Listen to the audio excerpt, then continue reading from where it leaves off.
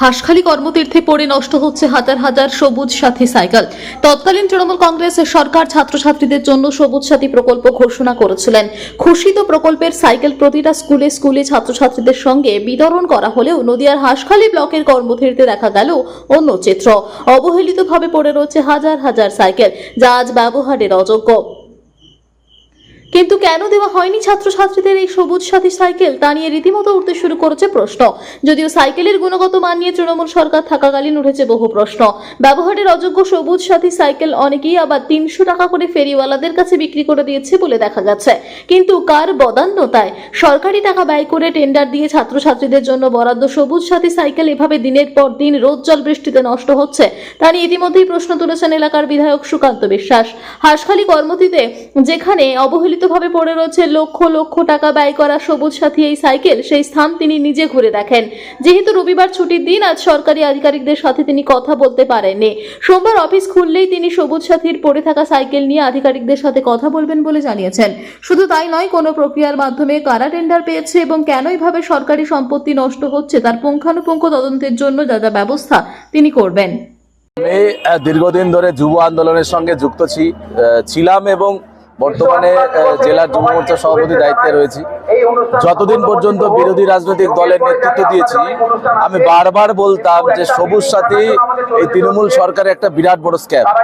মানে যেভাবে পশ্চিমবাংলার সাইকেল হরিয়ানায় তৈরি, কত টাকায় টেন্ডার, কত টাকায় দাম, যে সেই সাইকেলগুলো দেওয়ার পরে মানে তাকে ফিটিং করতে 1000 টাকা লাগে। এইভাবে যে লেভেলের করাপশন করেছিল তৃণমূল সরকার, এবারে সেই করাপশনের মাত্রা আমি দেখলাম এখানে ডাবল। কারণ একটা বড় অংশের কয়েক হাজার সাইকেল একটা রিজেক্টেড জায়গাতে ফেলে দিয়েছে, এবং সেটা রিজেক্টেড জায়গা বললে ভুল হবে। কর্মতীর্থ প্রকল্প 3,20,00,000 টাকায় সরকারি বিল্ডিং বানানো হয়েছে, সাইকেল রিজেক্টেড অবস্থায় পড়ে রয়েছে, মানে কয়েক হাজার হবে। মারাত্মক। একবার ভাবুন, যদি আমি জানি না এর টেন্ডার মূল্য কত, অ্যাটলিস্ট 3 থেকে 3,500 টাকা হবে, তাহলে এতগুলো সাইকেল যেভাবে নষ্ট করা হলো, এই দায় তৃণমূল সরকার এখন তো আর ক্ষমতায় নেই এদেরকে বলে কি। এদের তো যারা এই কাজের সঙ্গে যুক্ত তাদের অবশ্যই তদন্ত হবে এবং এদের বিরুদ্ধে যতদূর যাওয়া যায় ততদূর যাবো। আমি পরিষ্কার বার্তা দিলাম। একটা করে কিনতে হবে। এই যে ছাত্রছাত্রীদের না দিয়ে এই জিনিসগুলোই তো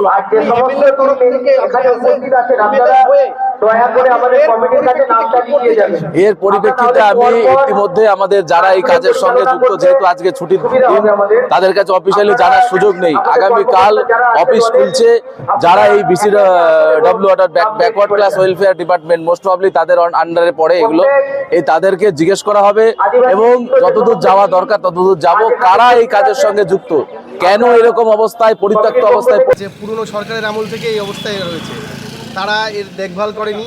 প্রচুর, একটা দুটো সাইকেল না, হাজার হাজার সাইকেল এভাবে নষ্ট হচ্ছে, প্রাপ্য মানুষগুলো পায়নি। এইগুলো কিন্তু আমাদের ট্যাক্সের টাকার নষ্ট। এইভাবে কিন্তু শুধু আজকে আমরা দক্ষিণপাড়ার ছবিটা দেখলাম, কিছুদিন আগে কিন্তু হাঁসখালি ভিডিওতে একই চিত্র দেখা গেছে।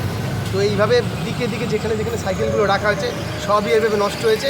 সরকারি মানে অদক্ষতার ফল এবং দুর্নীতির ফলে এই জিনিসগুলো হয়েছে, আর আমাদের সাধারণ মানুষের টাকাগুলো এইভাবে নষ্ট হচ্ছে। চাই এর তদন্ত হোক, এর পিছনে থাকা আধিকারিকরা সামনে আসুক, তাদের কাছ থেকে দরকারের ক্ষতিপূরণ নেওয়া হোক, কে কে এর পিছনে ছিল, কারা এর দায়িত্বে ছিল, সেগুলো দেখা হোক। আমার নাম রতনের রিপোর্ট, পিবি নিউজ।